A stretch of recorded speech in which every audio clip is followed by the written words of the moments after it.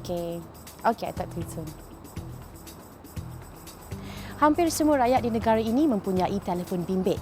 Tapi tahukah anda, walaupun telefon bimbit telah menjadi sebahagian daripada kehidupan seharian kita, namun masih ramai yang ragu-ragu tentang kesan penggunaannya dan sama ada menara-menara telekomunikasi yang ada di sekeliling kita ini selamat.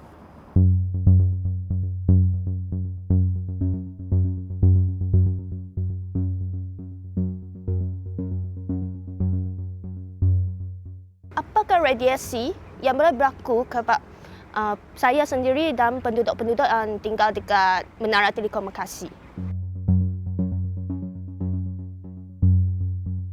Sebagai penduduk yang tinggal di kawasan ini, kami berhak tahu jika ada sebarang kesan jangka panjang terhadap kesihatan kami.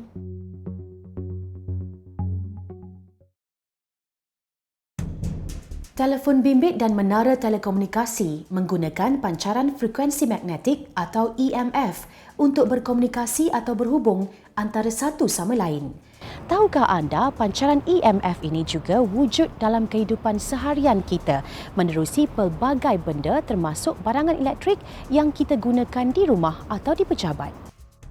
Hampir kesemua barangan elektrik yang ada di sekeliling kita mengeluarkan pancaran medan magnetik yang berbeza-beza. Ia merupakan tenaga semula jadi yang wujud di sekeliling kita.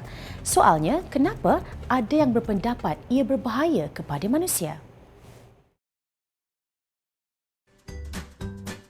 Memang ada banyaklah kan maklumat pasal kesan menggunakan telefon bimbit, EMF dengan pencawang menara telekomunikasi dalam internet. Sampai saya tak tahulah yang mana satu betul dan yang mana satu salah. Tapi sebagai ibu lah kan, saya memang risau pasal kesihatan anak-anak saya. Especially kalau ada kesan bahaya tu, mestilah saya tak nak apa-apa yang buruk berlaku pada mereka. Mereka kata menara itu selamat, tapi kita tak tahu kesan sebenar. Semua orang kat taman saya ni kurang yakin dengan menara tu. Kami rasa dia tak selamat. So, saya nak tahu sekarang dia selamat ke tak? Mari kita dapatkan pencerahan daripada seorang pakar dari Agensi Nuklear Malaysia. Selamat petang, Dr. Safi. Selamat petang. Baik, Doktor, boleh Doktor jelaskan peranan dan tugas Agensi Nuklear Malaysia dalam hal ini? Tugas dan peranan Agensi Nuklear dalam hal ini adalah untuk menjalankan kajian dan penilaian terhadap tahap radiasi sinaran yang dipancarkan oleh menara-menara telekomunikasi dan memastikan bahawa tahap radiasi ini adalah mematuhi had piawaian yang dikeluarkan oleh standard mandatory SKM, Suruhanjaya Komunikasi Multimedia, dan juga piawaian antarabangsa seperti WHO dan ICNIP. Apa pula kata pakar yang membuat kajian dalam bidang ini dan apa hasil kajian mereka? Kajian yang telah dijalankan oleh pakar-pakar luar seperti di Amerika Syarikat, di UK dan juga di negara-negara Eropah serta Australia mendapati bahawa tahap radiasi yang dihasilkan oleh menara-menara telekomunikasi adalah teramat rendah dan tidak menjejaskan kesihatan awam. Tahukah anda, pembinaan dan pengurusan menara-menara telekomunikasi di negara ini perlu mematuhi standard dan spesifikasi yang ditetapkan oleh Suruhanjaya Komunikasi dan Multimedia Malaysia, MCMC. Baik Tuan Haji, bagaimana sebenarnya isu keselamatan berkaitan menara-menara telekomunikasi ini? MCMC memandang berat tentang isu keselamatan menara telekomunikasi. Jadi kami telah mengambil inisiatif proaktif untuk mendapatkan standard daripada WHO dan ICNIP. WHO adalah World Health Organization dan ICNIP adalah sebuah NGO yang diiktiraf oleh WHO, di mana kita telah mendapatkan kadar yang selamat untuk digunakan. Jadi kita telah menjadikan satu standard di mana semua selco-selco telah menggunakan kadar yang selamat ini untuk memancarkan pancaran EMF mereka. Apa pula pendapat peribadi Tuan Haji sendiri dalam isu ini? EMF adalah satu alat yang sangat berguna pada zaman moden, mana kita menggunakan EMF untuk TV, untuk radio dan juga untuk handphone kita. Jadi zaman sekarang kalau tidak ada EMF, kita macam tidak hidup pada zaman moden. Jadi EMF adalah sangat penting dan selamat untuk digunakan.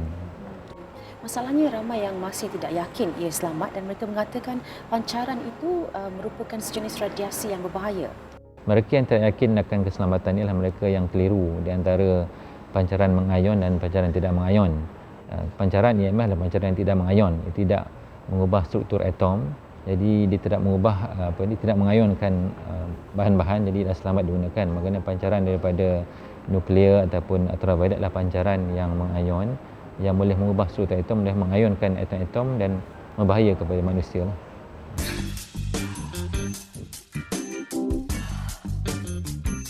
Baik, Tuan Haji, saya diberitahu kalau kita berada berhampiran dengan pancaran frekuensi, kita akan merasa panas. Betul ke begitu, Tuan Haji? Sebenarnya kalau kita hanya 1 meter dapat antena, baru kita terasa panas. Tapi sekarang kita jauh di bawah menara ni, kita tak rasa apalah sepatutnya. Dan ini peralatan yang digunakan untuk mengukur emisi ataupun pancaran EMF.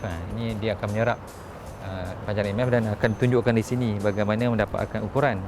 Jadi kita tengok sini memang kalau bacaan ni lah 0.001 watt per meter square. Jadi amat-amat selamat. Kurang dari 1% daripada tahap yang ditetapkan oleh ICNIP.